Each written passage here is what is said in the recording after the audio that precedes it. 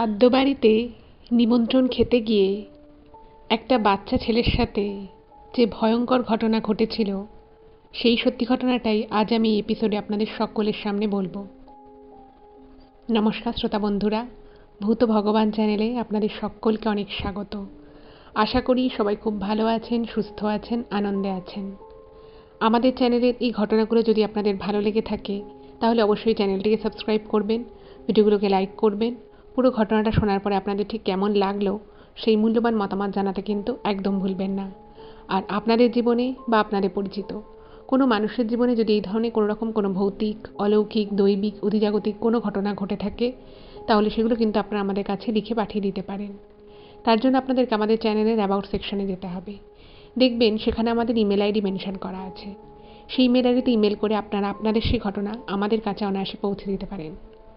আর একটা রিকোয়েস্ট করব, যদি পসিবল হয় কাইন্ডলি আপনারা আমাদের চ্যানেলের এই ভিডিওগুলোকে আপনাদের ফ্রেন্ড এবং ফ্যামিলির মধ্যে একটু শেয়ার করে দিন। আমরা এই চ্যানেলে আর 5টা সাধারণ মানুষের জীবনে ঘটে যাওয়া বিভিন্ন রকমের ভৌতিক, অলৌকিক, দৈবিক, অতিজাগতিক এই ঘটনাগুলোই বলে থাকি। তাই আমার মনে হয় ঘটনাগুলো যদি আরও 5টা সাধারণ মানুষ শুনতে পারেন তারা সেগুলো শুনে অনেক কিছু জানতে পারবেন, বুঝতে পারবেন, শিখতে পারবেন। তার ফলে তারা অনেক বেশি সতর্ক ও সজাগ হতে পারবে। তো চলুন বন্ধুরা, আমি আজকের ঘটনা আপনাদের সামনে উপস্থাপনা করা শুরু করছি। তবে মূল ঘটনায় যাওয়ার আগে একটা ছোট্ট কথা বলে নিই। আপনারা বহুদিন থেকেই আমাদেরকে বলে আসছিলেন যে আমি আমেরিকায় যেখানে থাকি তার আশেপাশে কী আছে, তার রাস্তাঘাট, প্রকৃতি কীরকম, সেগুলো আপনাদের সামনে দেখাতে। তো সেই ধরনের জিনিসপত্র তো এই ভূত ভগবান চ্যানেলের মাধ্যমে দেখানো সম্ভব নয়। তাই আমাদের ভূত ভগবান চ্যানেলের তরফ থেকে একটা নতুন নিবেদন, দ্য বংশপার। এই নতুন চ্যানেলের লিঙ্কটা আমি ডেসক্রিপশানে দিয়ে দিচ্ছি। এই নতুন চ্যানেল দ্য বংশপারে আপনারা দেখতে পাবেন আমেরিকা আমি যেখানে থাকি তার আশেপাশের বাড়ি ঘর, রাস্তাঘাট, প্রকৃতি। আমি মাঝে মধ্যেই হাইকিংয়ে যাই, তো সেই সমস্ত প্রকৃতির সৌন্দর্য সব কিছু আমি ওই চ্যানেলে তুলে ধরছি। বেশ কিছু ভিডিও আপলোডও হয়ে গেছে। যদি ভালো লাগে অবশ্যই কিন্তু চ্যানেলটাকে সাবস্ক্রাইব করবেন। এবং আমি আশা রাখি যেভাবে আপনারা ভূত ভগবান চ্যানেলটাকে সাপোর্ট করেছিলেন ঠিক সেরকমই সাপোর্ট আপনারা দ্য বংশপার চ্যানেলকেও করবেন। তো এবার বন্ধুরা আমি সরাসরি চলে যাচ্ছি আজকের ঘটনায়। এখন আমি যে ঘটনাটা আপনাদেরকে বলতে চলেছি সেই ঘটনাটা হুগলির চন্দননগর থেকে সাধনা লিখে পাঠিয়েছে। সাধনা যে ঘটনাটা লিখেছে ওর ঠিক যেভাবে লিখেছে ঘটনাটা আমি ঠিক সেভাবেই আপনাদেরকে বলছি। তবে ঘটনাটা ঘটেছিল ওদের বাড়িতে, সাধনার বাড়িতে একজন কাজে আসেন, কাজ করতে আর কি আসেন। তো সেই কাজের দিদি যিনি ছিলেন রমাদি, তো তার ছেলের সাথে। এবার এই ঘটনাটা বলতে হলে আমাকে ঘটনা সম্পর্কিত কয়েকটা কথা একটু আপনাদেরকে বলে নিতে হবে, তাহলে আপনাদেরও ঘটনাটা বুঝতে সুবিধা হবে, আমারও বোঝাতে সুবিধা হবে। লিখেছে যে সেই সময় ও কলেজে পড়তো। তো ওদের বাড়িতে যিনি কাজ করতেন তো তিনি কিছু কারণবশত খুব কামাই করতেন। তার কিছু পার্সোনাল কারণ ছিল, তো সেই জন্য উনি মাঝে মধ্যেই কাজে আসতেন এবং সেই কারণে সাধনার মাকে কিন্তু মাঝে মধ্যেই খুব প্রবলেমে পড়তে হতো। মানে একজন বাড়িতে রোজ কাজ করতে আসার কথা, সে যদি মাঝে মধ্যেই কামাই করে তো বুঝতেই পারছেন খুবই অসুবিধে হয়। তো এই প্রবলেমটা অনেক দিন থেকেই ছিল। এবারে ওর মা অনেক সময় আশেপাশে যারা বাড়িঘর ছিল প্রতিবেশী তাদেরকে অনেক সময় বলতো যে দেখো একজন এমন কাজের দিদিকে রেখেছি, তিনি খুব কামাই করেন, আমার খুব অসুবিধে হয়ে যায়। মানে আগে থেকে যদি বলে যে আমি আসবো না অমুক দিন তাহলে একটা রকম প্রিপারেশান নেওয়া হয়, কিন্তু হঠাৎ হঠাৎ করে কামাই করলে খুবই প্রবলেম হয়। তো প্রতিবেশী যারা ছিল তারা সবসময় বলতো যে তাহলে একটা ভালো লোক দেখো, যে লোকটা আছে তাহলে তাকে ছাড়িয়ে দাও। এবার উনি কিছুতেই লোক পাচ্ছেন না, মানে উনি লোক খুঁজছিলেন সাধনার মা, কিন্তু সেভাবে লোক পাচ্ছিলেন না, বা লোক পেলেও তার সাথে কোনো না কোনোভাবে হয়তো টাইমিং অ্যাডজাস্ট হচ্ছিল না।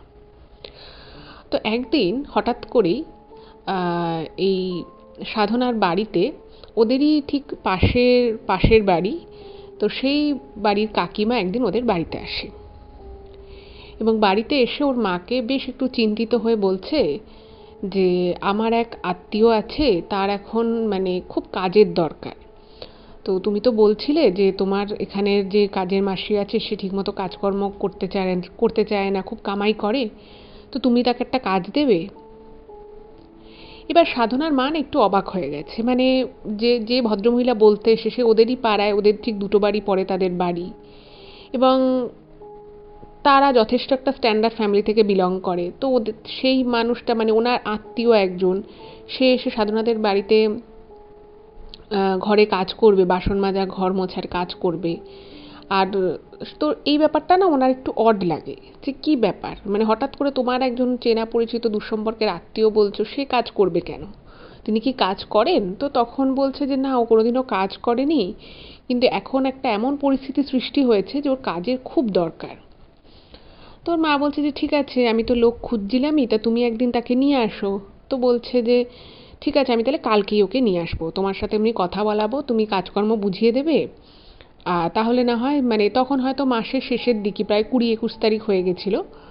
তো ওর মা বললো যে ঠিক আছে, আমার এখনকার যে মাসি আছে তাকেও তো আমাকে জানাতে হবে, তো তাকে আমি জানিয়ে দিয়ে পরের মাস থেকে আমি তাহলে কাজে রাখবো। এবারে পরের দিন সাধনাদের বাড়িতে ওদের সেই প্রতিবেশী তার সেই দুঃসম্পর্কের আত্মীয়কে নিয়ে এসছে। তো চুঁচুড়ায় হচ্ছে ওদের বাড়ি, আর এই যে আত্মীয় তার বাড়ি হচ্ছে ব্যান্ডেলে। তো উনি ব্যান্ডেলে থাকেন। তো ওই একটা ভদ্র মহিলাকে আনেন, তো সাধনার মায়ের সাথে তার পরিচয় করিয়ে দিয়েছে। তো পরিচয় করানোর পরে সাধনার মা জানতে পেরেছে ওই ভদ্রমহিলার নাম হচ্ছে রমা। তো যখন এসছে, তো উনি না দেখে একটু অবাক হয়ে গেছে সাধনার মা, যে মানে টিপিক্যাল এই ধরনের কাজকর্ম যারা করেন তাদের যেরকম চালচলন হয় বা তাদের ওঠা বসা সব কিছুর মধ্যে যে একটা মানে দেখবেন প্রত্যেকটা কাজেই বা প্রত্যেকটা প্রফেশনেরই কিন্তু কিছু মানে সিগনেচার বৈশিষ্ট্য রয়েছে। তো সেরকম কিছু কিন্তু ওনাকে দেখে মনে হলো না। এবার যদিও সাধনার মা যখন তার ওই প্রতিবেশীকে জিজ্ঞেস করেছিল উনি কাজ করেন কিনা, তো তখন উনি বলেছিলেন যে না, ও কোনোদিনও কাজকর্ম এরকম করেনি।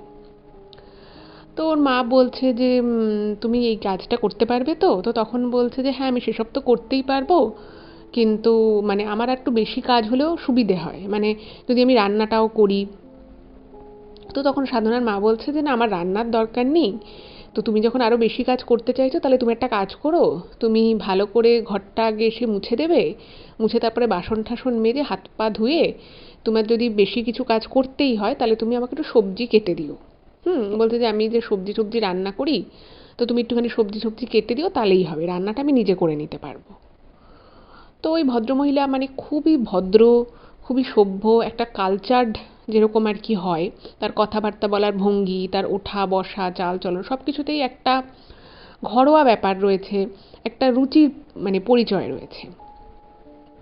তো সাধনার মায়ের তো খুবই ভালো লাগলো, কিন্তু তার সাথে সাথে ওনার না একটু অবাক লাগলো যে এইরকম একটা ভদ্রমহিলা যে একটা ভালো ঘর থেকে বিলং করে, তার এমন কি পরিস্থিতি দাঁড়ালো যে তাকে লোকের বাড়িতে কাজ করতে হচ্ছে। তো যাই হোক, তো ওনার নাম ছিল রমা। তো রমাদিকে নিয়ে ওই প্রতিবেশী যে ছিল সে চলে গেল। তো যাওয়ার পরে না মানে সাধনার মা ভাবছে যে ব্যাপারটা কি, এটা আমাকে জানতে হবে। তো বিকেলবেলা এই সাধনার মা যখন ওই প্রতিবেশীর বাড়ির সামনে দিয়ে যায় এবং গিয়ে ওনাকে জিজ্ঞেস করে যে তোমার আত্মীয়কে তো খুবই ভালো লাগলো, আর কথাবার্তা খুবই ভালো, কাজকর্ম উনি বুঝে গেছেন কিভাবে কি করতে হবে, কিভাবে আমি ঘর ঝাড়পোছ করি সব কিছুই বোঝালাম, ঠিক আছে, কিন্তু একটা বিষয় আমি কিছুতেই বুঝতে পারলাম না, যে তোমার যে আত্মীয় তাকে দেখে তো আমার বেশ একটা খুব বড়লোক না হলেও মানে মোটামুটি একটা মধ্যবিত্ত ঘর বলেই মনে হলো, ঘরের গৃহবধূ বলে মনে হলো, তার এমন কি দরকার পড়লো যে তাকে কাজ করতে হচ্ছে আর সে আগে কখনো করেনি। তো তখন ওই প্রতিবেশী যে ছিল সে বলছে আর বলো না, ও অ্যাকচুয়ালি খুব বিপদের মধ্যে রয়েছে, এবং এমনই একটা বিপদের মধ্যে রয়েছে, বলছে ওনার যে হাজবেন্ড আর কি, সে হচ্ছে রাজমিস্ত্রি। এবার রাজমিস্ত্রি মানে হচ্ছে সে কিন্তু খুব ছোটোখাটো লেভেলের রাজমিস্ত্রি নয়, মানে মোটামুটি খুব হাইফাই না হলেও মানে সংসারে কিন্তু একটা সচ্ছলতা ছিল, মানে কোনো অভাব ছিল না, সংসার যথেষ্ট সচ্ছল, ঠিকমতো খাওয়া পড়া সমস্ত কিছুই ঠিকঠাকই ছিল। তো বলছে এখন একটা ওদের ওদের একটা এমন বিপদ এসেছে যে ওদের কাছে না টাকা পয়সা আছে, না মানে সেইভাবে কিছু করার মতো ক্ষমতা আছে, এখন ওদের মানে খুবই খারাপ অবস্থা। তো তখন সাধনার মা জিজ্ঞেস করলো যে মানে কি হয়েছে, কারোর কিছু মানে কোনো কারণে অনেক সময় টাকা পয়সা চোট হয়ে যায় বা কিছু একটা হয়, বলছে তাহলে কি হয়েছে, মানে ওনার কি ব্যবসা কি পড়ে গেছে? তখন বলছে না, সেরকম ব্যবসা পড়েনি, হ্যাঁ আগের থেকে ব্যবসা পড়েছে, কিন্তু মানে ওদের নাকি খুব আর্থিক ক্ষতি হয়ে গেছে, কিন্তু কি ব্যাপার হয়েছে কি সংক্রান্ত ওগুলো উনি কিছুই বলতে পারলো না ওই আত্মীয়। তো সাধনার মা ভাবলো যে ঠিক আছে, বলতে যখন অতটা পারছে না, জানেও না হয়তো, তো ঠিক আছে কাজ করুক, পরে না হয় রমাদিকেই জিজ্ঞেস করব। তো সাধনার মা ওদের বাড়িতে সেই সময় যে কাজ করছিল, তো সেই কাজের মাসিকে জানিয়ে দিল যে তোমাকে আর পরের মাস থেকে আসতে হবে না। তো সে বলল যে ঠিক আছে, কারণ এমনিও সে প্রচুর কামাই করছিল। এবারে নতুন যে মাস শুরু হলো, সেই নতুন মাসের শুরুর প্রথম দিনই এই রমাদি কিন্তু সাধনাদের বাড়িতে আসে। এবার যেদিন সাধনাদের বাড়িতে ওই রমাদি কাজ করতে প্রথম দিন আসেন, সেদিন কিন্তু সাধনাও বাড়িতে ছিল। তো ও দেখেছে ভদ্রমহিলাকে দেখে কোনোভাবেই, কোনো বাড়িতে যেরকম ঠিকা কাজ উনি করেন সেরকম কিছু দেখে মনে হচ্ছে না। কাজকর্ম খুব ভালো, পরিষ্কার পরিচ্ছন্ন কাজ, খুব সুন্দর করে ধরে ধরে কাজ করেন। সবাই বাড়িতে খুব ভালো লাগে আর কি ওনার কাজ দেখে। এবার প্রথমেই তো আর জিজ্ঞেস করা যায় না এই সমস্ত।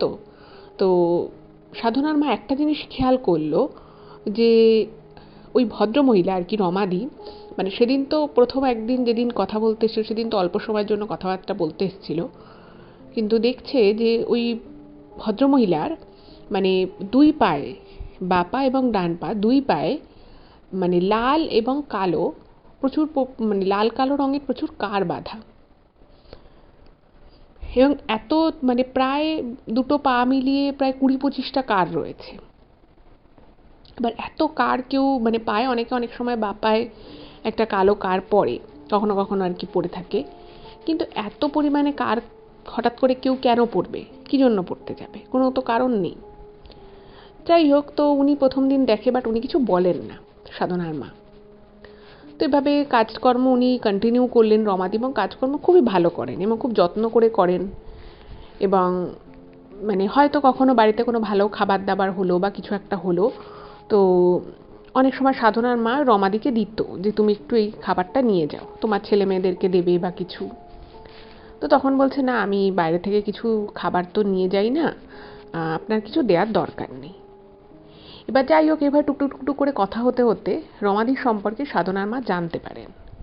কি জানতে পারেন? উনি জানতে পারেন যে এই রমাদির এক ছেলে এবং এক মেয়ে রয়েছে, এবং হাজবেন্ড রয়েছেন, ওনার শ্বশুর শাশুড়ি রয়েছে।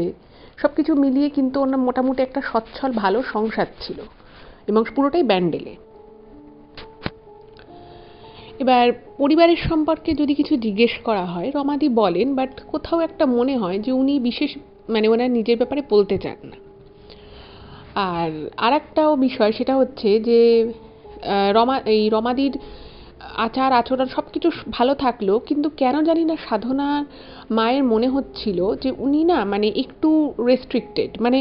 কথাবার্তা জিজ্ঞেস করলে সবই প্রশ্নের উত্তর দেয়, কিন্তু বাড়ি বা তার পরিবার সম্পর্কে যদি বিশেষ কিছু জিজ্ঞেস করা হয়, খুব একটা কিন্তু অ্যান্সার করে না। তার সাথে সাথে একদিন সাধনার মায়ের মনে হলো যে উনি অনেক কষ্ট করেন।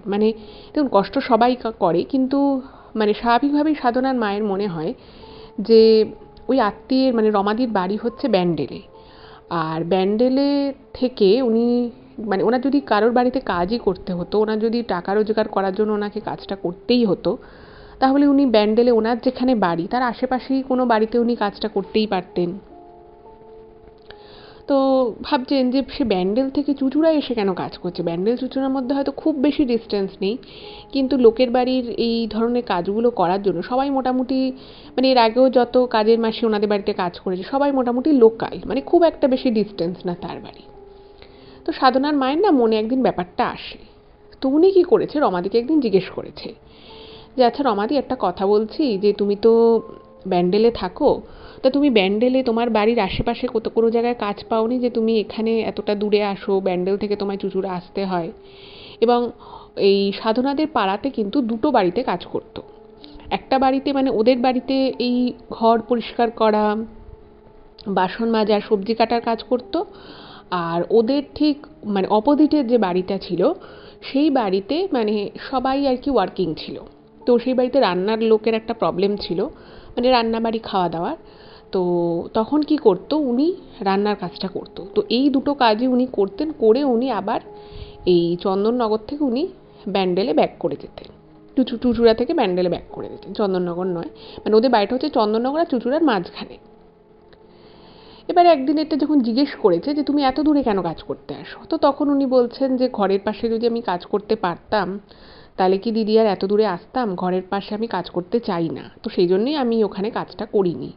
আমার এই আত্মীয় থাকে এখানে, তাই ওকেই বলেছি যে তোদের এখানকার আশেপাশে কোনো কাজ দেখ। তো তখন সাধনার মা জিজ্ঞেস করেছে যে কেন, তুমি ঘরের পাশে কাজ করতে পারবে না কেন? তো তখন বলছে যে দেখো, আমাদের তো অবস্থা এরকম ছিল না যে আমাকে লোকের বাড়িতে কাজ করতে হবে। এবার এখন আমাদের অবস্থার পরিপ্রেক্ষিতে একটা এমন পজিশনে আমরা এসে দাঁড়িয়ে পড়েছি যে সেখানে আমাকে রোজগার করতেই হবে, সে আমি যেভাবে করি। তো বলছে যে সেই জায়গা থেকে আমি যদি আমার বাড়ির পাশে কাজকর্ম শুরু করতাম, লোকের বাড়ি এই ধরনের কাজ করতাম, তাহলে আমাদের ওখানে যারা চেনে জানে তারা অনেকেই অনেক রকমের কথা বলতো। অনেকেই আমাকে নিয়ে মজা করতো যে দেখো, ওর বর একসময় রাজমিস্ত্রির ব্যবসা করতো, এত রমরমা ছিল, এখন এরকমভাবে বউকে কাজ করতে পাঠাচ্ছে। বলছে আমি এসব কথা শুনতে চাই না, আর এমনিও আমি এখন যে পরিস্থিতির মধ্যে আমি এবং আমার পরিবার রয়েছি, সেখানে এই ধরনের কথাবার্তা যদি শুনি আরোই বাজে লাগবে। তো সেই জন্যই আমি বাড়ির সামনে কাজ করছি না, আমি দূরে কাজ করছি। এবার এই কথাটা যখন সাধনার মা শোনে, তো ওনার না খুব খুব খারাপ লাগে। উনিও ভাবেন যে সত্যি একটা মানুষের কীরকম অবস্থা হলে যে যে কোনোদিনও এরকম কাজ করেনি সেরকম কাজ করতে বাধ্য হচ্ছে। যাই হোক, তো উনি কাজকর্ম তো খুব ভালোই করছেন, কিন্তু একদিন না সাধনার মা খেয়াল করেন যে উনি সবজি কাটতে কাটতে ঠপঠপ করে ওনার চোখ থেকে জল পড়ছে। তো ওনাকে জিজ্ঞেস করেছে যে তুমি কাঁদছো কেন, তোমার কি বাড়িতে কোনো সমস্যা হয়েছে, তোমাকে কি কেউ কিছু বলেছে?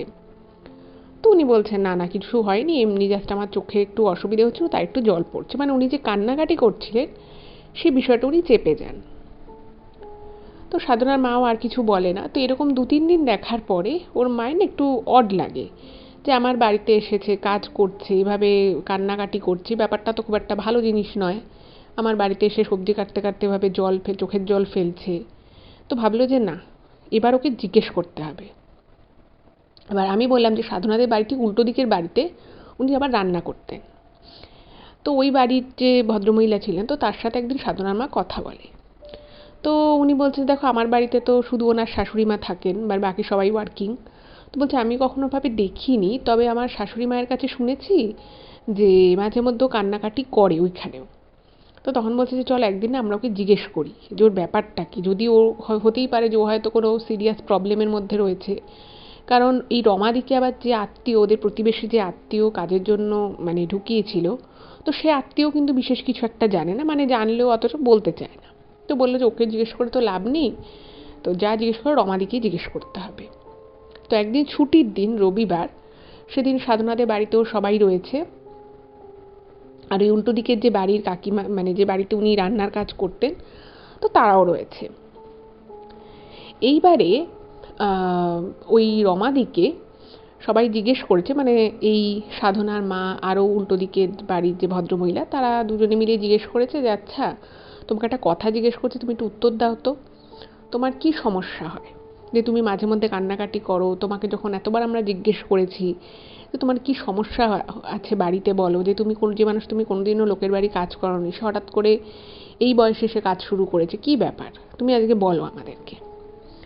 তো উনি তো কিছুতেই বলতে চাইছেন না, বিভিন্ন রকমের ইনিয়ে বিনিয়ে প্রসঙ্গটাকে এড়িয়ে যেতে চাইছেন। কিন্তু সাধনার মায়ের মনে একটা উনি একটা কিছু সাসপেক্ট করেছে যে কিছু তো ব্যাপার আছে, নাহলে শুধু শুধু একটা মানুষ এরকম করতে পারে না।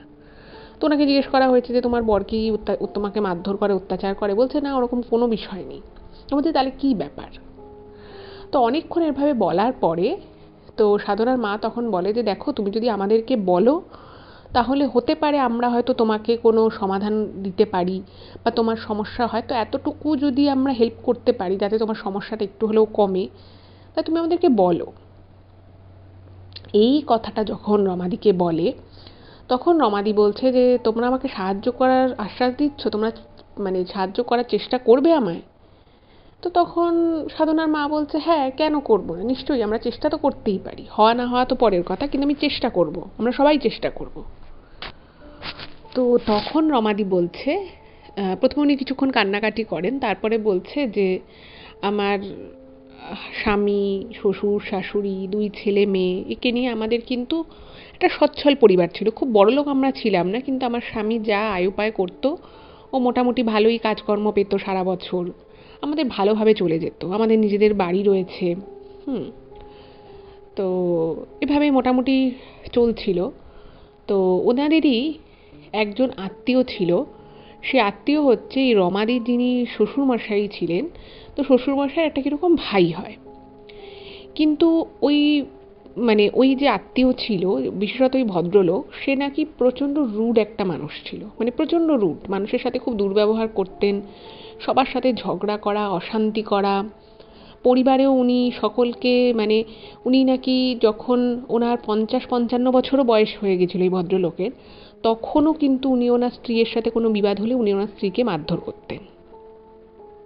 ঠিক আছে, এরকমই একটা মানুষ ছিলেন।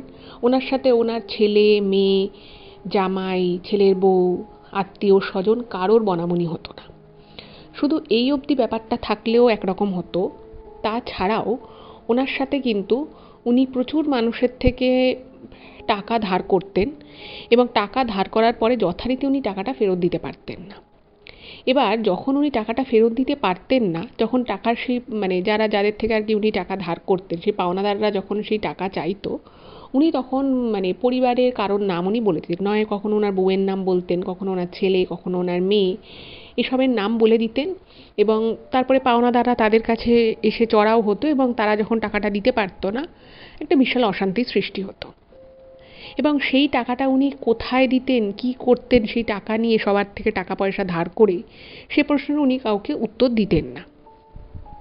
তো এরকমভাবে চলতে থাকে। এবং যেহেতু এই রমাদিদের একটা আত্মীয়তা ছিল, তো তারাও মাঝে মধ্যে ওনাকে বোঝানোর চেষ্টা করতো, কিন্তু উনি কারোর কথা শুনতেন, আর বেশি কেউ কিছু বলতে তার সাথে ঝামেলা বেঁধে দিত। তো এরকম করে চলতে চলতে জানা গেল যে ওই যে ভদ্রলোক ছিলেন রমাদিদের সে আত্মীয়, যিনি সবার সাথে খারাপ ব্যবহার করতেন, তো পরে জানা গেল যে উনি অন্যত্র কোথাও একটা বিয়ে করেছিলেন। তো সে বিয়ে করার ফলে ওনার সেখানে সংসার হয়, ছেলে মেয়ে, তো সেখানেও যেহেতু সেই সংসারেরও খরচাটা এই ভদ্রলোককেই চালাতে হতো, তো সেই জন্যই উনি সবার থেকে টাকা পয়সা ধার করতেন। এরকম বিভিন্ন বিষয় কিন্তু হতে থাকতো। তো এই নিয়ে যখন ওটা জানাজানি হয়ে যায় যে ওনার আরেকটা অন্যত্র বিয়ে রয়েছে, তারপরে এই আত্মীয় তার নিজের ছেলে মেয়ে রয়েছে, ওই দিকে আবার যেখানে উনি অন্যত্র বিয়ে করেছিলেন সেখানে ছেলে মেয়ে রয়েছে, তো সেইটাও ওনার ধরা পড়ে অনেক পরে, প্রায় যখন ওনার 57-58 বছর বয়স ওই লোকটির, তখন ধরা পড়ে বিষয়টা। তার আগে কিন্তু বিষয়টা ধরাই কেউ বুঝতেও পারেনি। তো এটার ফলে প্রচণ্ড অশান্তি হয়, এবং অশান্তি হওয়ার ফলে উনি তো খারাপ ব্যবহার করতেনই, ওই ভদ্রলোক, তার আগের পক্ষে ছেলে মেয়ে বউ সবার সাথে উনি দুর্ব্যবহার করতেন। তো এই করতে করতে একবার মাঝে মধ্যে উনি ওনার যে নতুন যে সংসার পেতেছিলেন সেখানে কিছুদিন থাকতেন, কিছুদিন এইখানে থাকতেন, এরকম করে একবার খুব ঝগড়া অশান্তি করে উনি বাড়ি থেকে বেরিয়ে যান। এবং বাড়ি থেকে বেরিয়ে যাওয়ার পরে কিছু একটা কারণে ওনার একটা দুর্ঘটনাগ্রস্ত উনি হন, এবং সেই দুর্ঘটনা ঘটার পরে উনি বেশ কিছুদিন ভোগেন, এবং সেই সময় ওনার সমস্ত দায় দায়িত্ব, ওনার চিকিৎসা থেকে শুরু করে সমস্ত কিছুই কিন্তু ওনার প্রথম পক্ষের স্ত্রী এবং তার ছেলেমেয়েরাই করে। কিন্তু ঘটনাটা যেটা ঘটে সেটা হচ্ছে যে ওনার কিন্তু বাঁচানো যায় না, উনি মারা যান। এবং যখন মারা যায়, তো মারা যাওয়ার পরে ওনার যা মোটামুটি যা টাকা পয়সা ছিল, তার অনেকটাই কিন্তু সেই দ্বিতীয় পক্ষের যে বউ ছিল সে নিয়ে চলে যায়, একদমই সে অন্যত্র চলে যায়, সে আর এই বিষয়ের কোনো মাথা ঘামায় না, কারণ তাকে যে বাড়িটায় রেখেছিল সেই বাড়িটা একটা ভাড়া বাড়ি ছিল। এবারে শ্রাদ্ধ শান্তি যা যা কাজকর্ম, পারলৌকিক যা কাজকর্ম করার, সেটা কিন্তু এই আগের পক্ষের স্ত্রী এবং তার ছেলে মেয়েদের উপরে এসে পড়ে। তো শেষ সময় ওনারাই করেছিলেন, তো ওনারাই বলেন যে ঠিক আছে আমরাই সমস্ত কিছু করব। এবার সেই শ্রাদ্ধ হয়। এবার সেই শ্রাদ্ধটা যখন হয়েছিল, তো সেই শ্রাদ্ধে এই রমাদিদের পরিবারে নিমন্ত্রণ হয়।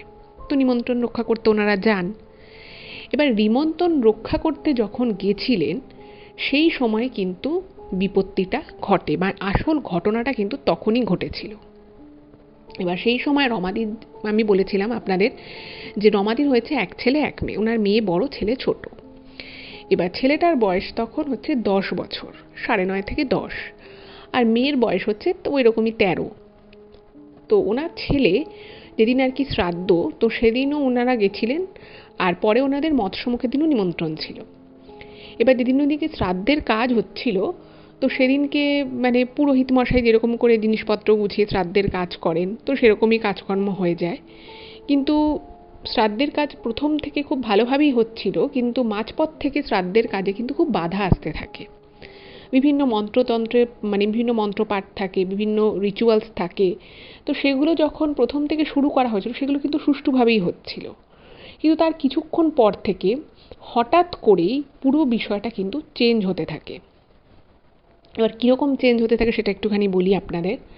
সেটা হচ্ছে যে প্রদীপ জ্বালানো থাকে, সেই প্রদীপ নিভে যায়। তারপরে যে চাল কলা জিনিসপত্র দিয়ে যে কলা পাতার উপরে সাজানো থাকে সেগুলো পটাপট উল্টে যেতে থাকে নিজে থেকেই। হ্যাঁ, তো সেখানে মানে সাদা রঙের মিষ্টি দেয়া ছিল, সেই মিষ্টিগুলো সব এদিক ওদিক হতে থাকে। এই সমস্ত কিছু মানে সবই মানে অরাজকতাপূর্ণ হয়ে যায়, এবং সেটা কি করে উল্টে যাচ্ছে, হঠাৎ করে একটা হাওয়া এসে সমস্ত জিনিসপত্র উল্টে ফেলে দিচ্ছে, এরকম করে প্রচুর মাত্রায় কিন্তু বিশৃঙ্খলতা সৃষ্টি হয়। এবারে যখন যে পুরোহিত ওখানে এই শ্রাদ্ধের কাজটা করছিলেন, তিনি তখন বলেন যে কিছু একটা মনে হয় ভুল হচ্ছে, মানে কিছু একটা গন্ডগোল হচ্ছে। মানে উনি বলছেন যে আমি এতদিন থেকে এত মানুষের শ্রাদ্ধের কাজ করেছি, কখনো আমি এরকম ঘটনা ঘটতে দেখিনি। বাইরে এক ফোঁটা হাওয়া নেই, প্যান্ডেল করে সেখানে শ্রাদ্ধের কাজ হচ্ছে, তাতে এতটা অরাজকতা হচ্ছে কি করে? মানে এমন করে একটা হাওয়া এলো, সমস্ত চাল কলা মিষ্টি আরও যা যা জিনিসপত্র দেওয়া ছিল যা মানে শ্রাদ্ধের সমস্ত কিছু সব ওলটপালট হয়ে গেল। এবার এই রমাদির যে ছেলে ছিল সে ওখানটায় মানে খেলাধুলো করছিল, বিভিন্ন আর কি আরও যারা আত্মীয় ছিল তাদের সাথে কথা বলছিল। তো এরকম করে শ্রাদ্ধেরই মানে আর একটা যে বিভিন্ন ধরনের রিচুয়াল থাকে, তো যে ভদ্রলোক মারা গেছিলো তো তার ছেলে কাজগুলো করছিল, তার ছেলে তার বউ মানে আর কি ভদ্রলোকের বউ। তো ওরকম কাজ করতে করতে হঠাৎ করেই একটা মাটির সরার মধ্যে কিছু একটা মাখা হচ্ছিল। তো সেটা কিন্তু একটা হঠাৎই একটা হাওয়ার মানে খুব জোরে একটা হাওয়ার ঝোঁকা আসে, এবং তাতে কিন্তু ওনার হাত থেকে ছেলেটার হাত থেকে ওই সরাটা পড়ে যায়, এবং পড়ে যাওয়ার পরে ওই যে জিনিসটা ছিল সরার মধ্যে সেটা মাটিতে পড়ে যায়, এবং মাটিতে পড়ে গিয়ে সেটা কিন্তু মানে পুরো চারিদিকে ছিটকে যায়। এবার ওই যে ছিটকে গেছিল সেটার মধ্যে ওই যে বাচ্চা ছেলেটা রমাদির যে ছেলে, তার তখন ওই 10 বছর টাক বয়স, তো সে ওটার উপরে মানে ওখান দিয়ে আর কি যাচ্ছিল, তো সেই জিনিসটা একটুখানি কিছু একটা চাল জাতীয় কিছু একটা জিনিস মাখা ছিল, তো সেটার উপরে পড়ে সে কিন্তু আছাড় খেয়ে পড়ে যায়। এবার সবাই তাকে ধরে ফেলেছে, এবার ধরে ফেলে তাকে কোথায় লাগলো, তার কোথায় কি ব্যথা পেলো, বাচ্চা ছেলে, তো তাকে নিয়ে ভিতরে চলে যায়। এবার ওই যে বাচ্চা ছেলেটা ওখানে পড়ে গেল, তারপর থেকেই কিন্তু মানে বিভিন্ন রকমের ঘটনা ঘটার সূত্রপাত হলো। এবং ওখানে যে ঠাকুরমশাই যিনি কাজটা করছিলেন শ্রাদ্ধের কাজ, তিনি তখন একটা কথা পরিষ্কার বলে দেন যে কিছু একটা গন্ডগোল হচ্ছে, এই যে শ্রাদ্ধের কাজ হচ্ছে এই কাজ কিন্তু সম্পূর্ণ হবে না, বা কোনোভাবে যদি আমরা জোর জবরদস্তি করে কাজ সম্পূর্ণ করিও এই কাজ কিন্তু গ্রহণযোগ্য হবে না, কারণ এখানে প্রচুর এমন ঘটনা ঘটছে যে ঘটনাগুলো কিন্তু ঘটার কথা নয়, এবং সেটা ওখানে আরও যারা আত্মীয় স্বজন ছিল তারা সবাই বুঝতে পেরেছে যে কিছু একটা গন্ডগোল হয়েছে। তো তখন উনি যে আর কি শ্রাদ্ধের যিনি পুরোহিত ছিলেন, তো তিনি কাজকর্ম তখনকার মতো বন্ধ করে দেন। উনি বলেন যে এই সমস্ত জিনিসপত্র ফেলে দিয়ে আবার নতুন করে জিনিসপত্র আনতে হবে, এবং উনি তারপরে গণনা করতে বসেন যে এরকম ঘটনা ঘটছে কেন। তো তখন ঠাকুরমশাই বিভিন্ন ধরনের গণনা শুরু করেন, এবং বিভিন্ন কিছু করে উনি বুঝতে পারেন যে ভদ্রলোক মারা গেছে যার জন্য এই শ্রাদ্ধের কাজ হচ্ছে, তার কিন্তু মানে যে মৃত্যুটা হয়েছে সেই মৃত্যুটা কিন্তু দোষগ্রস্ত, মানে দোষ পেয়েছে, প্রচুর দোষ পেয়েছে। এবং দেখবেন যে কিছু জিনিস আছে যেগুলো হয়তো আমরা আজকের এই সায়েন্সের যুগে হয়তো অতটা মানি না, বা আমাদের পক্ষে মানা সম্ভবও হয় না, তার হয়তো সেভাবে দেখতে গেলে কোনো বেস নেই, কিন্তু জানেন তো মানে কিছু কিছু ব্যাপারে না মানে বোঝা যায়।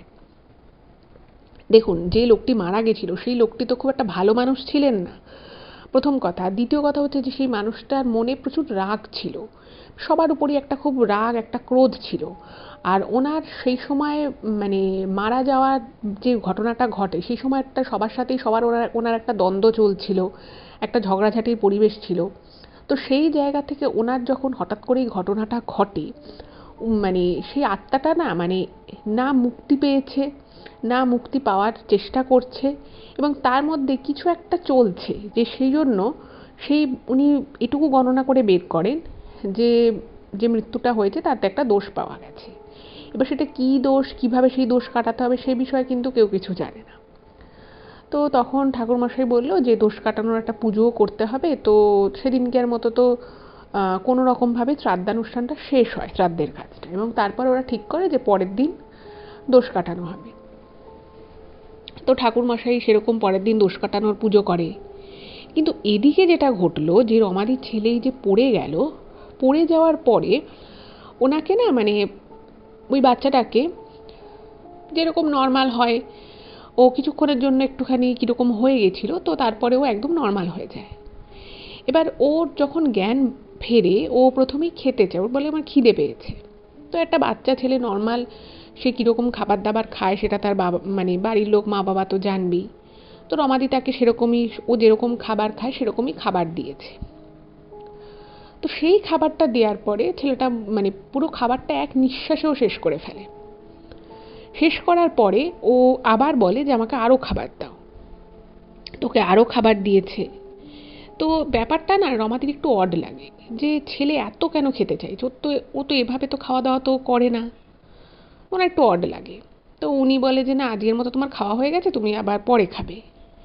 তো যে ছেলে মানে মায়ের কথা খুব শোনে, যে ছেলে বাড়িতে বললে মানে বলে বলে তাকে খাওয়াতে হয়, সেই ছেলে একবারে 2 থালা ভাত খেয়ে ফেলছে, 2 বাটি ডাল খেয়ে ফেলছে, 2 বাটি তরকারি খেয়ে ফেলছে। এই ব্যাপারটা না সবারই খুব অড লাগে। যাই হোক, তো তারপরে ওরা ওখানটায় একদিন ছিল, পরের দিন আবার সেই মানে দোষ পাওয়ার পুজো হয়। কিন্তু সেই পুজো যে মানে উনি বলছিলেন যে যেরকম যেরকম করে পুজো হবে, সেই পুজোতেও কিন্তু প্রচুর বাধা আসে এবং কোনো রকমে ঠাকুরমশাই পুজোটা শেষ করেন। এবার তার পরের দিন ছিল ওদের ওই মৎস্যমুখ। এবার মৎস্যমুখের দিন ওদের মানে বাড়ির বাইরে রান্নাবাড়ি হচ্ছে, মাছ ভাজা হচ্ছে, সেটা দিয়ে মাছের ঝোল হবে। তুই রমাদির ছেলে কি করেছে, ওই যেখানে রান্না হচ্ছে সেখানে যে মাছ ভেজে ভেজে রান্নার ঠাকুর যে মাছ ভেজে রাখছিল সেখান থেকে মানে 1 প্লেট মাছ ভাজা তুলেও খেয়ে নেয়। এবার যারা রান্না করছিল তারা প্রথমে ওকে কিছু বলে না, যে ঠিক আছে বাচ্চা মানুষ একটা দুটো খাচ্ছে খাক। কিন্তু দেখছে যে ও পরপর 2 থালা মাছ ভাজা খেয়ে নিচ্ছে, মানে একদম অনায়াসে খেয়ে ফেলছে। তো রান্নার দায়িত্বে যিনি ছিলেন তো সে ভাবলো যে আরে এটা তো ঠিক না। তো ওকে একবার বারণ করেছে বাচ্চাটাকে, সে শোনেনি। তো তখন ভাবলো যে না, ঘরে গিয়ে বড় কাউকে জানাতে হবে, কারণ এরপরে মাছ কম পড়লে তখন যাতে আমাদেরকে দোষ না দিতে পারে। আর ওই যে ভদ্রলোক ছিল রান্নার দায়িত্বে, তো সে তো প্রথমে ভেবেই নিয়েছে যে বাচ্চাটা মনে হয় খাচ্ছে না, বাড়িতে ভিতরে গিয়ে হয়তো কাউকে দিয়ে আসছে। তো লোকটি রান্নার দায়িত্বে যে ছিল সে গিয়ে বাড়িতে ভিতরে বলেছে যে আপনাদের এখানের একটা ছেলে এরকম অনেকগুলো মাছ খেয়েওছে, প্লাস ও থালা করে মাছ নিয়ে যাচ্ছে, আমার মনে হয় ও ভিতরে কাউকে দিচ্ছে কিনা, আপনারা একটু দেখুন, এরকম করলে কিন্তু মাছ কম পড়তে পারে। এই কথাটা যখন সবাই শোনে সবাই তো অবাক হয়ে গেছে যে আরে মানে রমাদি তো খুব অবাক যে কি ব্যাপার, ছেলে তো এরকম কখনো করে না, বাড়িতে 1 পিস মাছ খাওয়া মানে খেতে গেলে ওকে 10 বার বলতে হয় যে মাছটা খা রে, মাছটা খা রে, মাছটা শেষ কর। সেই ছেলে নাকি সকাল থেকে 2 থালা মাছ খেয়ে ফেলেছে, মাছ ভাজা। এটা তো সম্ভব নয়। তো উনি সরাসরি গিয়ে ওনার ছেলেকে জিজ্ঞেস করে যে তুই এরকম করেছিস? তো ছেলেটা বলছে না আমি জানি না, আমি কিছু জানি না, আমি তো এখন খেলছি। তো ওর মা তো ভাবছে মানে রমাদি তখন ভাবছে যে নিশ্চয়ই এই রান্নার লোকটা মিথ্যে কথা বলেছে। তো উনি বলছে না আমার ছেলে তো কিছু করেনি। তো ওই লোকটা বন্ধু বলছে না আমি নিজে দেখেছি, তো আরও 2-3টে লোক বলেছে যে হ্যাঁ আমি দেখেছি, ও তো আমাদের সামনেই 5-6টা মাছ ভাজা খেয়েছে। তো ওটা না একটু অড লাগে, একটু খটকা লাগে মনে। তো উনি তখন কি করেছে যে ওনার ছেলেকে মানে স্নান করাবে বলে বলেছে তুই জামাটা ছেড়ে স্নান কর, তারপরে স্নান করে একটা মানে পাঞ্জাবি দিয়েছে দুপুরবেলা, যেহেতু ওই মধ্যাহ্নভোজনেরই অনুষ্ঠান ছিল। তো তখন উনি দেখছে, রমাদি নাকি দেখে যে ওনার ছেলে যে জামাটা পরেছিল সেই জামাটা ওই যে মাছ ভাজা খাচ্ছিল তো তেল ঠেল লেগেছিল, তো সেই তেলের দাগ কিন্তু মানে মাছ ভাজার গন্ধ তেলের দাগ ওর জামাটার মধ্যে রয়েছে, ওর জামা প্যান্টের মধ্যে। তো তখন উনি বুঝতে পারেন যে ছেলে তো মাছ খেয়েছে। এবার ওনার খুব বাজে লাগে যে ছেলে মিথ্যে কথা বললো আর লোকের বাড়িতে সেরকম করছে। তো উনি তখন না ওনার ছেলেকে মানে আলাদা করে আড়ালে এনে বলছে যে তুই এই কাজটা কেন করেছিস, সবাই কত খারাপ ভাবছে বলতো, এভাবে কেউ কখনো একটা অনুষ্ঠান বাড়িতে সেভাবে কেউ মাছ নিয়ে খেয়ে নেয়? তো তখন না ও মানে পুরো চুপ করে আছে আর বারবার পেটে হাত দিচ্ছে। তো তখন রমাদি বলছে কি হয়েছে তোর, তখন ভাবছে যে নিশ্চয়ই এতগুলো মাছ খেয়ে ফেলেছে, এবার নিশ্চয়ই পেটে ব্যথা করছে বা কিছু একটা হয়েছে। তো তখন ও ও না মানে ছেলেটা না মানে কীরকম একটা চোখ মুখ পাকি না কীরকম একটা মানে ফেস করছে আর কি। তো বুঝতে পারছে রমাদি যে ওর নিশ্চয়ই কিছু একটা সমস্যা হচ্ছে। তো রমাদি বলছে যে কী হয়েছে, তোর কি পেট ব্যথা করছে, এতগুলো মাছ খেয়ে পেট ব্যথা করছে, এরকম করে যখন ওকে জিজ্ঞেস করছে তো তখনও বলেছে হ্যাঁ। তো সঙ্গে সঙ্গে ওকে একটা ওষুধ দেওয়া হয়েছে যাতে ভালো করে ঠিকঠাক করে হজম হয়ে যায়। কিন্তু তারপর থেকে ও না মানে একটা অদ্ভুত রকমের আচরণ শুরু করলো। সেটা হচ্ছে যে মাঝে মধ্যেও প্রচণ্ড রেগে যাচ্ছে, মানে রেগে গিয়ে এত রেগে যাচ্ছে যে ও কারোর সাথে কথা বলছে না। আর যখনই ও বেশি রেগে যাচ্ছে তখনই কিন্তু প্রচুর প্রচুর খাবার খেয়ে নিচ্ছে, মানে ভাত খেলে 2 থালা ভাত খাচ্ছে। মানে একটা বাচ্চা ছেলের পক্ষে অতটা খাওয়া সম্ভবই নয়। এবার যখন আবার নর্মাল থাকছে তখন ও কিন্তু খুব শরীর খারাপ লাগছে, ওর কখনো বমি করছে, কখনো ওর পেট ব্যথা করছে। মানে যাই হোক, ওই ছোট্ট একটা শরীরের ভিতরে যার বয়স হচ্ছে 10 মাত্র, তার পক্ষে তো 2 থালা ভাত, অত সবজি, অত ডাল, অত মাছ মাংস সব তো খাওয়া সম্ভব নয়। কিন্তু সেরকমই বেশি বেশি খেয়ে নিচ্ছে। যাই হোক, তো ওকে ওরকম অবস্থা থেকে ওই শ্রাদ্ধানুষ্ঠান কাটানোর পরে ওকে বাড়িতে আনা হলো। বাড়িতে আনার পরেও দেখছে যে সেই সেম জিনিস হচ্ছে। মানে সব সময় হচ্ছে না, হয়তো দিনের ভিতরে একবারই ব্যাপারটা হচ্ছে, কিন্তু যখন হচ্ছে মারাত্মক হচ্ছে। তারপরে বড় বড় বলছে আমি মিষ্টি খাবো, তো বাড়িতে মিষ্টি এনে দিয়েছে রমাদির হাজবেন্ড। তো মিষ্টি যে ছেলে একটা বেশি দুটো মিষ্টি খেতে চাইতো না বা খেতে পারতো না, সে দেখা যাচ্ছে যে এক একটা বড় বড় রসগোল্লা একবারে মুখে পুরে দিচ্ছে, এবং মুখে পুরে সেটাকে চিবোচ্ছেও, গেলার চেষ্টা করছে, ফলে বিষম খেয়ে যাচ্ছে। তো এই সব দেখে রমাদি প্রচণ্ড ভয় পেয়ে যায়। আচ্ছা, এইটা একটা ব্যাপার তো এদিকে হলো। তো সঙ্গে সঙ্গে ছেলেটাকে ডাক্তার দেখানো হলো। তো ডাক্তারবাবু বলছে যে না, এমনিতে তো সব কিছু নর্মাল আছে, কিন্তু মনে হচ্ছে ওর খাওয়া দাওয়াতে একটা কিছু সমস্যা হচ্ছে। তো ডাক্তার যেরকম বলে সেরকম ইনস্ট্রাকশন দিয়েছে, ওকে ওষুধ দিয়েছে। কিন্তু এই অতিরিক্ত মানে মাঝে মধ্যে মনে হলে অতিরিক্ত বেশি খেয়ে ফেলছে, এত বেশি খেয়ে ফেলছে যে ওর শরীর খারাপ হয়ে যাচ্ছে, কিন্তু তবুও খাওয়া থামাচ্ছে না। এই বিষয়টা না মানে প্রথমে ওনারা কিছু বুঝতেই পারে না যে ব্যাপারটা হলোটা কী করে। ভেবেছে বাচ্চা মানুষ, হয়তো খুব ভালো লেগেছে কোনো একটা খাবার, হয়তো খুব মানে ওর কাছে অ্যাপেটাইজিং মনে হয়েছে, তাই ও অনেকটা খেয়ে ফেলেছে। তো প্রথমে কিন্তু ব্যাপারটাকে এতটাও কেউ গুরুত্ব দেয়নি। কিন্তু এরপরে আস্তে আস্তে যত দিন এগোতে থাকে তত দেখা যাচ্ছে যে বাড়িতে হয়তো কখনো একটা আধা লিটারের দুধের প্যাকেট এসে সেটা দিয়ে হয়তো চা হবে, বা বাড়িতে সবাই একটু একটু করে খাবে। কিন্তু দেখা যাচ্ছে যে তার ছেলে মানে বাড়িতে হয়তো দুধের প্যাকেটটা জাস্ট ঢুকেছে, ও সেটাকে নিজে থেকে কেটে সেই প্যাকেট থেকে ডাইরেক্ট নিজের মুখে দুধ খাওয়া শুরু করে দিয়েছে, এবং পুরো প্যাকেটটা সে একবারে শেষ করে ফেলছে। তারপরে বাড়িতে ওর আর ওর দিদির জন্য হয়তো ভাত মাছ তরকারি রাখা হয়েছে, ও একবারে সেই ভাত তরকারি মাছ একবারে খেয়ে ফেলছে। মানে এমন এক একটা আচরণ করছে যেটা কিন্তু একেবারেই ওইটুকু বাচ্চার ছেলের পক্ষে সম্ভবই নয়, মানে একেবারে অস্বাভাবিক আচরণ। তো এই জিনিসটা উত্তরোত্তর বৃদ্ধি পেতে থাকে, এবং তারপরে ওকে বিভিন্ন জায়গায় চিকিৎসার জন্য নিয়ে যাওয়া হয়, প্রচুর টাকা খরচা করা হয় যে কী হয়েছে জানার জন্য। ডাক্তারের কাছে যায়, কিন্তু সে ডাক্তারের কাছে গিয়ে কোনো লাভ হয় না। ডাক্তার ধরুন একটা ওষুধ দিল, সে ওষুধ খেয়েও কোনো লাভ হচ্ছে না। তার মধ্যে ছেলের জেদ আস্তে আস্তে দিন দিন বাড়ছে। মানে কখনো দিন যদি ওর বলে যে চকলেট চাই, তো সেদিন ওর মানে 8-10টা চকলেট একবারে চাই। আর ওদের মোটামুটি সচ্ছল পরিবার ছিল ঠিকই রমাদিদের, কিন্তু খুব একটা তো টাকা পয়সা বিশাল কিছু তো ছিল না। রাজমিস্ত্রির কাজ, কোনো সময় কাজ ভালো থাকতো, কোনো সময় হয়তো অতটাও ভালো কাজ হাতে থাকতো না। ফলে এত খরচা করা কিন্তু ওনাদের পক্ষে অসম্ভব হয়ে পড়ল। আচ্ছা, এরপরে একদিন কি হলো যে ও বাড়িতে বাচ্চা ছেড়ে কিছু একটা নিয়ে জেদ করছিল। তো স্বাভাবিকভাবেই ওর বাবা একটু রেগে গেছে যে কি সবসময় এত খাওয়া নিয়ে জেদ করা, এত কি তোমার সবসময় চাহিদা। তো কিছু একটা ও চেয়েছিল, এবং সেটা ওর বাবা মানে রমাদির হাজবেন্ড বলেছে আমি দেবো না। তো ওদের একটা মানে ড্রয়ার ছিল, সেখানে সংসারের খরচাপাতি চালানোর জন্য বা দৈনন্দিন যা খরচা বা মাসিক যা খরচা তার জন্য একটা টাকা ওখানে রাখা থাকতো একটা ড্রয়ারে। তো ছেলেটা সেটা জানতো। তো ও কোনো একটা জিনিস বায়না করেছে, সেটা ও পায়নি, তো সেই জন্য ও কী করেছে, ওই ড্রয়ারে যত টাকা ছিল সেই টাকার মানে নোটগুলো যেটা ছিল সেই প্রত্যেকটা নোটকেও ছিঁড়ে পুরো কুচি কুচি করে দেয়। ভাবুন একবার, মানে যে ছেলে এত শান্ত শিষ্ট সবার কথা শোনে, সেই ছেলে হঠাৎ করে এইরকম একটা আচরণ শুরু করবে এটা কিন্তু কেউ ভাবতে পারে না। এই কাজটাও যেদিন করে সেদিন কিন্তু বাড়িতে সবাই প্রচণ্ড ভয় পেয়ে যায় যে ব্যাপারটা কি হলো।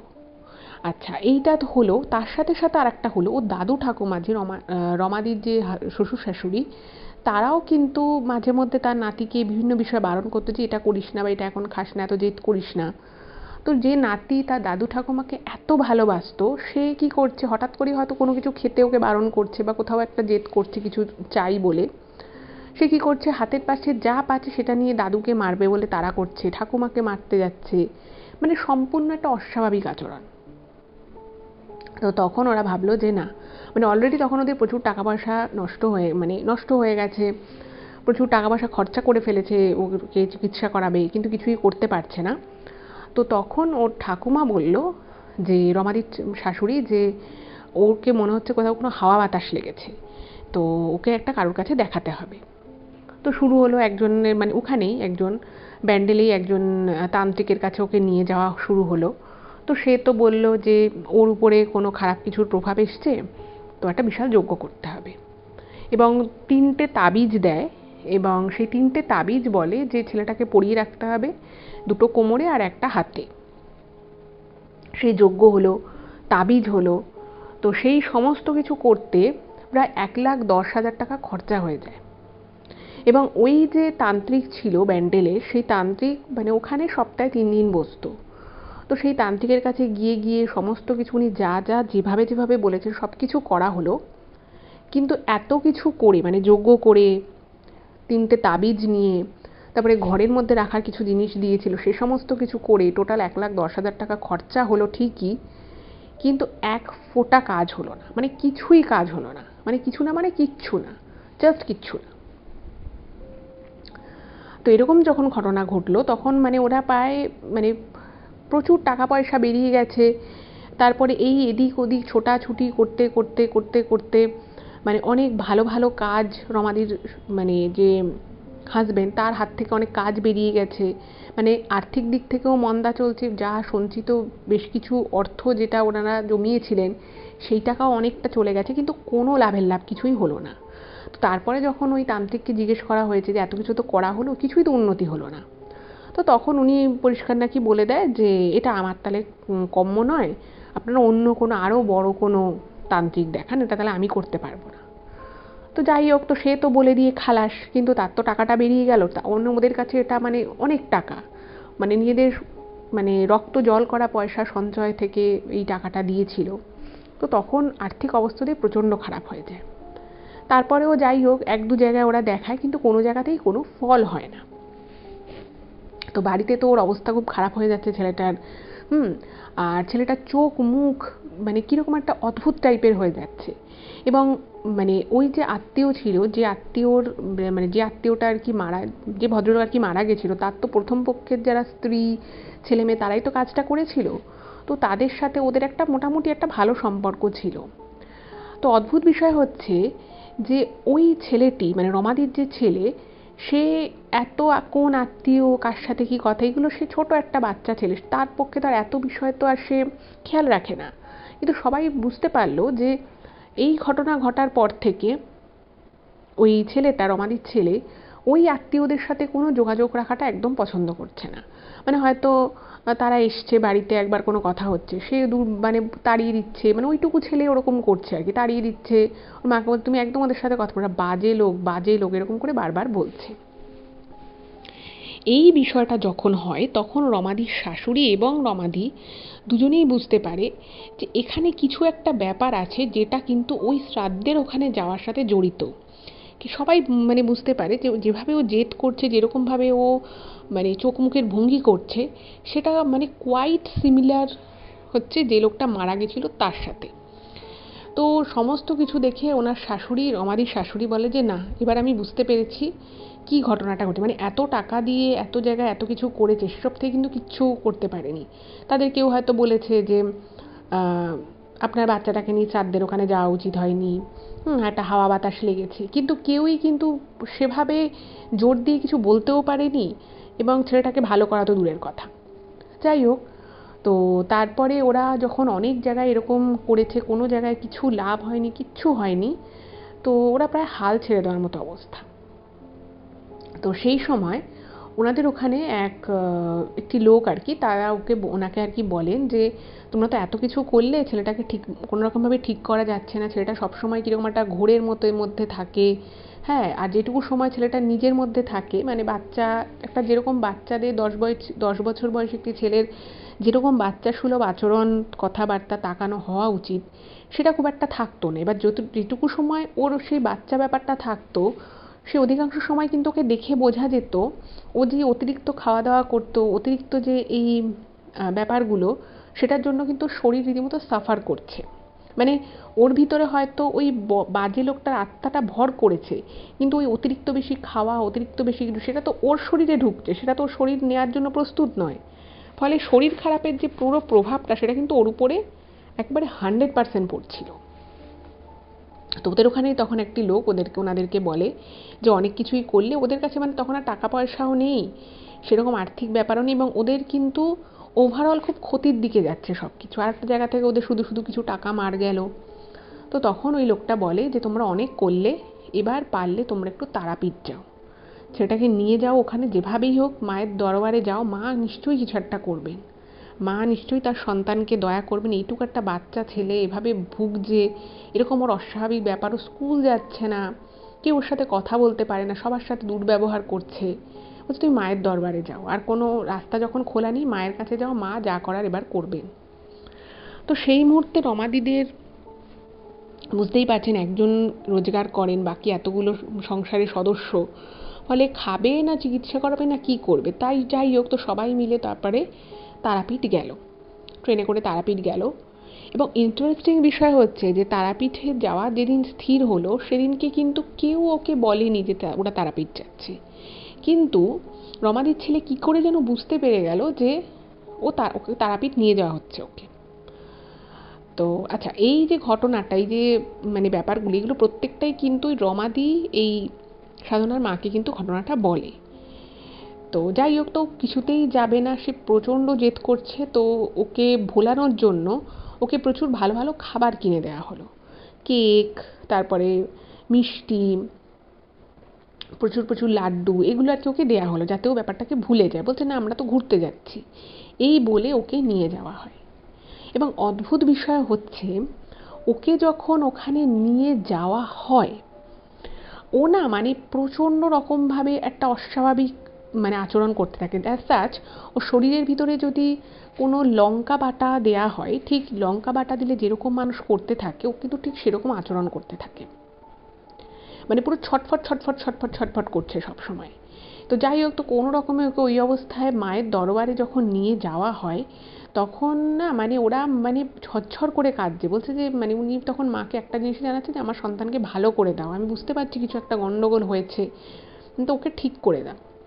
তো মায়ের ওখানে যখন আর কি ওকে নিয়ে যায়, তো অদ্ভুতভাবে মায়ের মন্দিরে যাওয়ার পর না মানে ছেলেটা একদম, মানে রমাদির ছেলে পুরো শান্ত হয়ে, যেন শরীরে আর কোনো জোর নেই। মানে ওকে দেখে ওর চোখ মুখে একটা ভারী ভারী ভাব ছিল, একটা সবসময় ওকে দেখে একটা বোঝা যেত যে ওর মধ্যে কিছু তো একটা ঘটনা ঘটছে, কিছু একটা হচ্ছে। তো ওকে দেখে মনে হলো যে না, এবার ওকে দেখে না মনে হচ্ছে যেন ও নিজের মধ্যে ফিরে এসছে। তো তারপরে ওকে ওখানে পুজো টুজো দেওয়ানোর পরে ওর মাথায় একটু টিকা ফিকা দিয়ে মায়ের ফুল ছুঁয়ে দেওয়া হয়। মানে যে যিনি পান্ডা ছিলেন, তো তাকে বলা হয় যে একটুখানি মায়ের মানে চরণের একটা ফুল ডাইরেক্ট নিয়ে কি ওর কপালে একটু ছোঁয়ানো যাবে, ও খুব অসুস্থ, ওকে কোনোভাবেই ঠিক করা যাচ্ছে না। তো পান্ডা খুব ভালো ছিলেন, তো তিনি মায়ের শ্রীচরণ থেকে ফুল নিয়ে ওর কপালে ছুঁয়ে দেন। এবং ছুঁয়ে দেওয়া মাত্র মানে রমাদি নাকি ধরেছিল বা নিজের বাচ্চাটাকে, বলছে যে আমি পুরো বুঝতে পারলাম যে ওর শরীরটা মানে একটা ইলেকট্রিকের শক লাগলে যেরকম মানুষ করে, ঠিক সেরকম একটা ও করে উঠলো। এবং ওকে দেখে তখন আমার মনে হচ্ছে যে ও হয়তো দুর্বল, কিন্তু চোখে মুখের যে সেই ভারী ভাবটা, যে একটা মানে মনে হচ্ছিল যেন একটা খুব কষ্ট পাচ্ছে, সেই জায়গাটা কিন্তু মনে হলো চলে গেল, এবং ছেলেটা না পুরো ঘুমিয়ে পড়ে। তো তারপরে তো ওই পান্ডার সাথে, যে যিনি পান্ডা ছিলেন, তো তিনি পরে ওনারা যে হোটেলে উঠেছিলেন, তো সেখানে এসে পুজোর প্রসাদ টসাদ দিয়ে যায়। তো তখন ওই পান্ডা যে ছিল, তো তাকে বলছে মানে পুরো আর কি ওই রমাদি তার ছেলের ঘটনাটা বলেন। তো তখন ওই ভদ্রলোক বলছে যে মায়ের কাছে, এই যে মায়ের দরবারে নিয়ে এসছো, তোমাদের তো অনেকদিন আগেই উচিত ছিল মায়ের কাছে নিয়ে আসা, এত এদিক ওদিক না করে, শুধু শুধু পয়সাই তোমাদের খোয়া গেছে। তো তখন ওই পান্ডাই বলে যে কালকে কিন্তু তোমরা ছট করে চলে যেও না, আবার মায়ের কাছে যেও, এবং আমি তোমাদেরকে একদম মায়ের শ্রীচরণের ফুল তারপরে মায়ের যে ভোগ প্রসাদ সেগুলো আমি দেবো, ওকে খাওয়াতে হবে, তোমাদের হোক না হোক তোমরা হয়তো এক দানা করে মুখে দেবে, ওকে দেবে। বলছে এরকম কত মানুষ মায়ের দরবারে মায়ের আশীর্বাদে কোথা থেকে কোথায় পৌঁছে গেছে, আর তোমরা ছেলে নিয়ে চিন্তা করো না। এবার সেই সময়টা মানে ওই রমাদির যে স্বামী তার পুরো হাত পুরো ফাঁকা। মানে রমাদি নাকি তখন বলেছিল যে আমার স্বামীর সাথে আমার এতদিন বিয়ে হয়েছে, আমার স্বামী এতদিন থেকে এই কাজটা করছে, কোনোদিনও না এরকম হয়নি যে স্বামীর হাত মানে এতটা ফাঁকা, কোনো মানে কোনো কাজ নেই, কোনো কাজের কথা পরের মাস থেকে বা পরের কদিনের মধ্যে যে নতুন কোনো কাজ শুরু হবে সেরকম কোনো কথা নেই, হচ্ছে এরকম সাধারণত হয় না। কিন্তু সেই সময়টা এমন মানে এমন একটা জিনিসের প্রভাব ওদের উপরে পড়েছিল, মানে ওই আত্মাটা তো ভর করেছিল সেটা তো ছিলই, সেটা ছাড়াও এমন একটা ঘটনা ঘটে যার জন্য কিন্তু এই রমাদির স্বামীরও কিন্তু মানে অর্থনৈতিক দিক থেকে একটা প্রচণ্ড ক্ষতি হয়। এবং সেই সময়ে কিন্তু এই রমাদি তার এই আত্মীয়, যে আত্মীয় আর কি এই সাধনাদের পাড়ায় থাকতো, তাকে বলেছিল যে তুমি যাই হোক করে আমার জন্য একটা কাজ দেখো। কারণ সেই মুহূর্তে হাত ফাঁকা, নতুন করে কাজের কথা হলেও কাজ হবে, সেখান থেকে পেমেন্ট আসবে বা অ্যাডভান্স নেবে, কাজ হতে হতে তখনও প্রায় 1-1.5 মাস সেটা সময় লেগেই যায়। তো সেই জন্য ওনারা ঠিক করলো যে না, এবারে তো কিছু একটা করতে হবে। তো তখনই উনি কাজের জন্য যোগ দেয়। তো তারপরে তো ওনাকে আবার পরের দিন ওই মানে রমাদির ছেলেকে নিয়ে যাওয়া হয় তারাপীঠ মায়ের মন্দিরে। সেখানে আবার মায়ের মানে গর্ভগৃহে মায়ের সামনে পুজো দেওয়া সমস্ত কিছু হয়।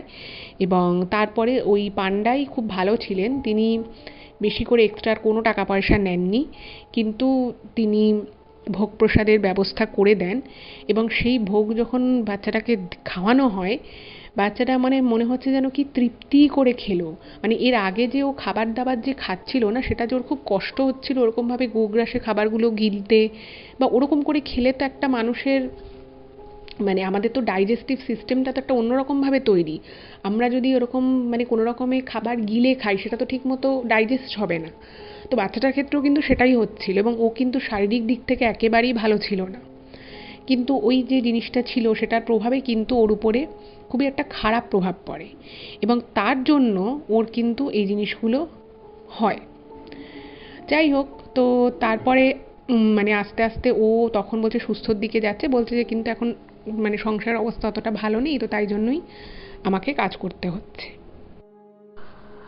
তো এরপরে এই সাধনাদের বাড়িতে ওই ভদ্রমহিলা 6 মাস মতো কাজ করে, এবং 6 মাস মতো কাজ করার পরে ওনার পরিচিত আর একজন বলে যে আমি এখন কাজটা একটু করতে পারবো না, কারণ আমার একটু অসুবিধে আছে। মানে উনি বলছেন যে আমাকে তাহলে 1 মাস ছুটি দাও। তো তখন মানে এই সাধনা তারপরে ওদের মানে অপোজিটে যে বাড়িতে উনি রান্নাবাড়ির কাজ করতেন, তো তারা বলেন যে না না, তুমি সংসার করো, তুমি ভালোভাবে থাকো। তো ওরাও তখন একটা পরে রান্নার লোক দেখে নেয়, আর সাধনাদের বাড়িতেও ওরা পরে আর একটা এমনি এই ধরনের ঠিকা কাজের লোক ওরা নিয়ে নেয়। এবং তারপরেও মানে ওনাদের সাথে ভালো মতোই যোগাযোগ ছিল, এবং এখনও সাধনাদের বাড়িতে যদি কখনো কোনো দরকার পড়ে বা কোনো অনুষ্ঠান হয়, কাজকর্মের দরকার পড়ে, উনি বলছেন আপনি যখন ফোন করবেন, মানে আপনারা তো আমার বিপদ সময় আমাকে কাজ দিয়েছিলেন, তো বলে যে আপনাকে ফোন করবেন, আমি এসে আপনাদেরকে কাজ করে দিয়ে যাবো, আপনাদের বাড়িতে কোনো কাজকর্ম থাকলে আমি করে দিয়ে যাবো, কোনো অসুবিধে নেই। তো তারপর থেকে মানে এরকম কোনো বাড়িতে ওদের বাড়িতে কোনো পুজো আর্চা বা কোনো এরকম অনুষ্ঠান কিছু হলে হয়তো এক্সট্রা কাজের জন্য কয়েকদিনের জন্যই লোক দরকার, তো ওরা কিন্তু ওই রমাদিকে জানায়, এবং রমাদি এসে খুব সাগ্রহেই খুব ভালোভাবে কাজ করে দেয়। এবং ওই মানে মায়ের মন্দিরে গিয়ে ছেলেটা পুরোপুরি সুস্থ হয়ে যায়, এবং যেটাই হয়তো ওই কোনো দুরাত্মাই হয়তো ওর উপরে প্রভাব ফেলেছিল বা তার একটা শরীরের উপর একটা প্রভাব রেখে গেছিলো, কিন্তু সেইটা যে হঠাৎ করে মায়ের এমনই কৃপা, তারা মায়ের এমনই আশীর্বাদ, এমনই কৃপা তার, যে তার কাছে মানে দুষ্ট শক্তি যত বড়ই হোক না কেন, সে কিন্তু মায়ের শক্তির কাছে, মায়ের মানে সেই ভাবের কাছে কিছুই না। তো মা স্বয়ং কিন্তু সেদিন রক্ষা করেছিলেন। এরকম হয়তো বহু মানুষকে বহু সময় থেকেই মা রক্ষা করে আসছেন। তো তারা মা শ্রী বামদেবের চরণে প্রণাম জানাই। তারপর থেকে আর কোনোদিনই কোনো সমস্যা হয়নি। আর ওই আত্মীয়র বাড়ি থেকেও পরে মানে ওরা একটা ঠাকুরমশাই দিয়ে যখন ব্যাপারটা জানার চেষ্টা করে, তো সে বলে যে না, আত্মার মুক্তি হয়ে গেছে, আর কোনো দোষ আর কিছু নেই। তো মা হয়তো সেই দুরাত্মাকেও মুক্তি দিয়ে দিয়েছেন। যাই হোক, তো এরপরে আর কখনোই কোনো সমস্যা হয়নি। তারপর থেকে সব কিছুই ঠিকঠাক থাকে। তো সাধনাকে অনেক ধন্যবাদ এরকম একটা ঘটনা আমাদের সাথে শেয়ার করার জন্য। আপনাদের কেমন লাগলো অবশ্যই কিন্তু জানাবেন। আর যদি ভালো লাগে চ্যানেলটাকে সাবস্ক্রাইব করবেন, আপনাদের ফ্রেন্ড এবং ফ্যামিলির মধ্যে একটু শেয়ার করে দেবেন। আপনারা এই ঘটনাগুলো ফেসবুক, হোয়াটসঅ্যাপ যে কোনো মাধ্যমে কিন্তু পাঠাতে পারেন। আমার মনে হয় যে ঘটনাগুলো যদি মানুষজন শোনেন, অনেক মানুষ, তারা কিন্তু অনেক কিছু জেনে যাবেন, অনেক কিছু বুঝতে পারবেন, যেটা হয়তো অনেক সময় আমরা অনেক জায়গা থেকে বিপদ আসার সম্ভাবনা থাকে, সেসব বিষয়ে হয়তো আমরা ভাবিই না। কিন্তু এই ঘটনাগুলো শুনলে মানুষ কিন্তু একটু হলেও ভাববেন। এটাই রিকোয়েস্ট রইল। আর আমাদের নতুন চ্যানেল দ্য বংশপা, সেটাও আশা করি আপনাদের ভালো লাগছে। যদি ভালো লাগে প্লিজ কিন্তু সাবস্ক্রাইব করবেন। আজ এ পর্যন্তই, দেখা হচ্ছে পরবর্তী ভিডিওতে। নমস্কার।